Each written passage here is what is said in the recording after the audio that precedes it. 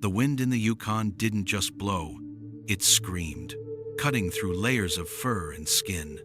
For 3 months, Arthur and Ben had been ghosts walking the earth, driven only by the madness of gold fever. They were starving, exhausted, and barely friends anymore. Suddenly, the silence was broken by Ben's hysterical laughter. He fell to his knees in the freezing slush, pulling out something that defied logic. It wasn't just gold dust.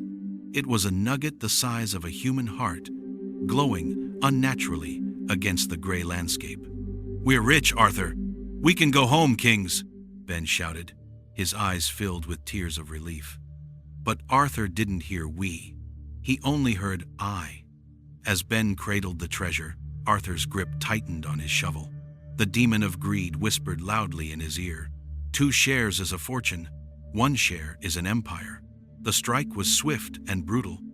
The sound of metal hitting bone cracked through the valley. Ben collapsed, his hand still clutching the gold, his blood staining the pristine snow crimson. "Sleep well, partner," Arthur sneered, stepping over the body.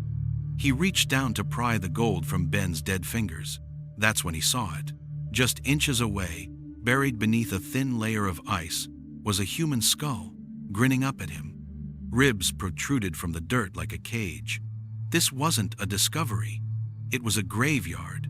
This gold hadn't been lost. It had been left behind.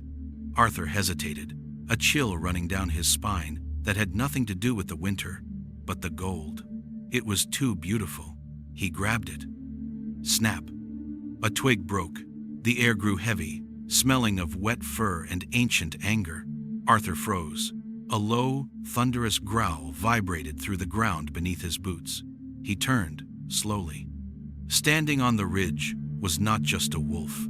It was a monster of muscle and fury, its eyes burning with an intelligent, vengeful fire. It was the guardian of the curse. It hadn't come for the meat. It had come for the debt. Arthur raised the shovel, but he was too slow. The beast was a blur of gray shadow.